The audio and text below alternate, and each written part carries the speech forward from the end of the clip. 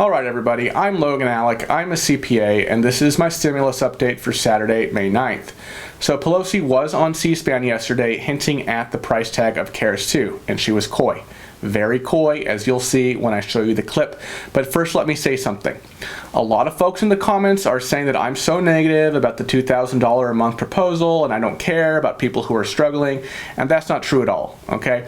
I say the things I say because I do care about you and about what's going on, more so, in fact, than about getting clicks.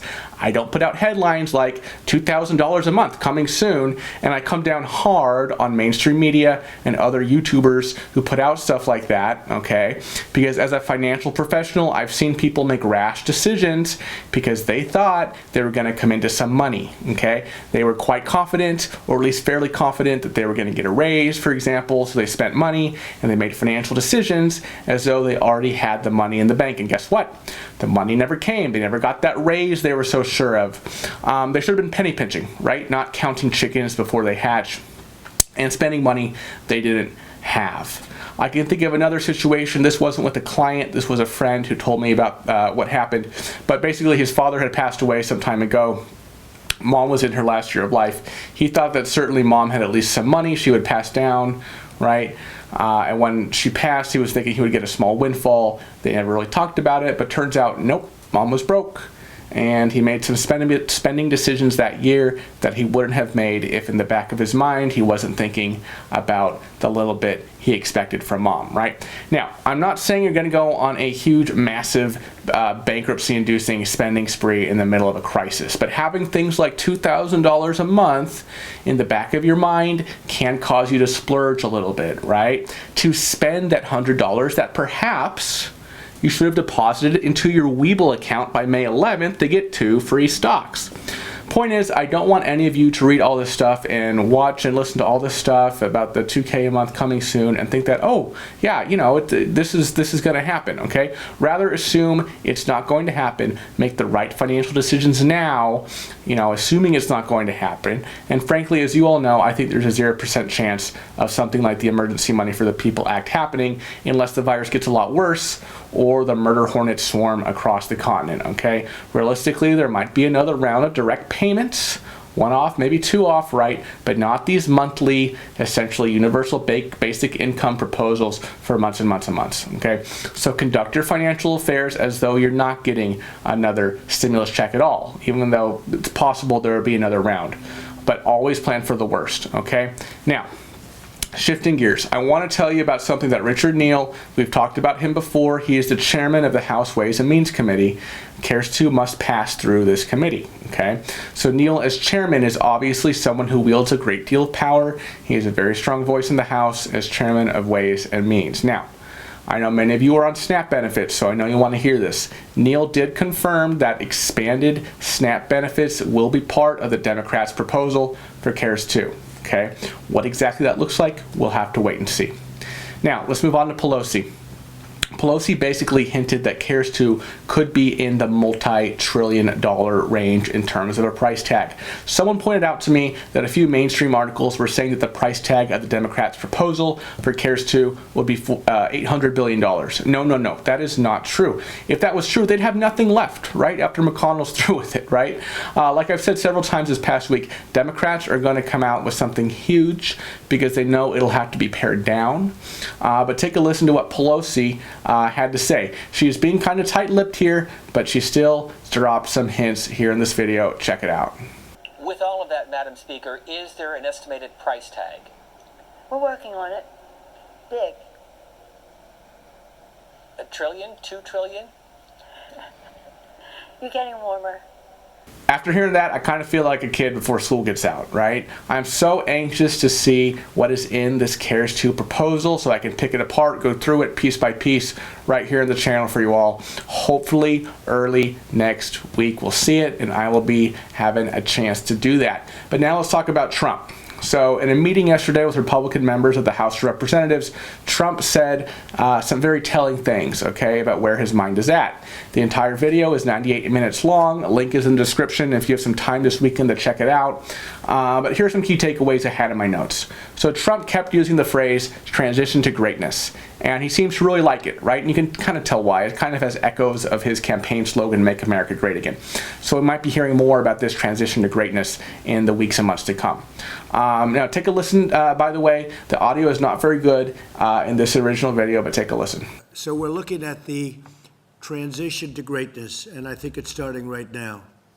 It's really what it is. It's a great term. It just came out at this meeting. So he says, we're looking at the transition to greatness, and I think it's starting right now. So according to Trump, right, he's saying the country has basically turned a corner, in the fight against COVID-19, and that now we're transitioning from a period of maybe fear and isolation to now this period of greatness. And remember what greatness means in Trump's mind. It means in a roaring economy, right? People working. Later, though, a congressman asked Trump about the Phase 4 negotiations, and of course that's referring to CARES 2. And here's what Trump had to say about that. Well, we're in no rush. We're in no rush. The Democrats have to do what they have to do, but I would say we're not looking. We want to see what they have, but I can't say that we're in a rush. We were in a rush to get the money out to people. We have gotten the money out. Some money is stalled because of state machinery. He said, we're in no rush. We want to see what the Democrats have, but I can't say we're in a rush. We were in a rush to get the money out to people. We have got the money out. Some money is stalled due to state machinery. That last bit referring to unemployment, of course. But it's interesting because just in this remark, he's looking back at CARES 1. He said, we were in a rush. We have got the money out. Okay, not exactly the tone of someone interested in throwing a lot more money out there, okay? Also, a congressman asked Trump about White House staff members who have recently tested positive for COVID-19 and what that means for getting America back to work. It's a fair question. If people at the White House can contract COVID-19 in this presumably sanitized workplace, with all kinds of safety measures in place to protect the president and the vice president, then the question becomes, why are you so confident, right? If this could happen in the White House, why are you so confident, Mr. President, about people, everyday people, being able to go back to work in their everyday workplaces? Shouldn't they be justifiably fearful of contracting the virus once they return to the workplace? Here's what Trump said.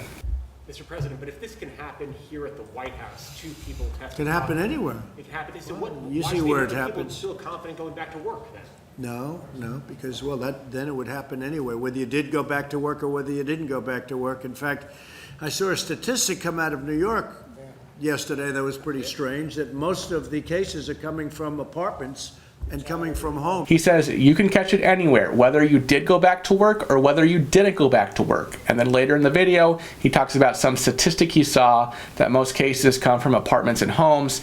And this is something that Governor Cuomo in New York has said, right? The preliminary reports show that 66% of new hospitalizations were from people who are sheltering at home, right? But that could mean anything, okay? Presumably more, retired people, older people, that more vulnerable group of older Americans, they'd be more likely to be at home anyway, right? So that could at least be partially contributing to that statistic. Look, my point is that the president is dead set on getting this economy back to work, this country back to work, okay? And he's in no rush regarding CARES 2. He says that the ball is in the Democrats' court. He's just going to wait and see, right? The White House is just going to wait and see. That's basically what Kudlow, who was on yesterday, he echoed the same sentiment, right? Saying that as far as the White House is concerned, they're going to let Congress do its thing. And right now, House Democrats are taking the lead on CARES 2 in Congress. We know that Trump himself wants some business incentives that I've told you about and some other things, okay, to get the country going again. I mean, those unemployment numbers were pretty scary, right?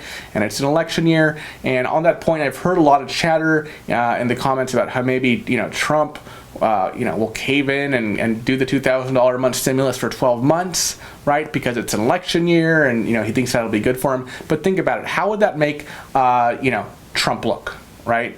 If he let the Democrats, right, kind of take the lead on the $2K a month, right, instead of him. I mean, if that's in his mind, he might be the one rah-rahing it, right? But how would that look if he's kind of letting the Democrats take the lead here with the $2K a month? Well, he's kind of just sitting back and saying, well, we're in no rush, right? That would make him look weak. That would make him look like he caved to the Democrats. And remember, America wants to make America great, right? He wants to take it through this transition to greatness.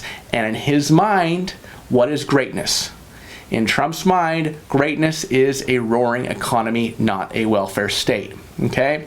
That said, if Republicans want to get what they want, they're going to have to compromise, and we will see some neutered versions of some of the Democrats' original proposals find their way until the final bill. All right? Later this weekend, I will be putting out a video with some updates on what the SSA said this week about stimulus and representative payees. I know that's a very small subset of all of you out there who are interested in that topic, but please stay tuned for that, okay? Links below, 2 free stocks, life insurance donation link for teachers. Check all that out, and I'll see you next time. Bye-bye.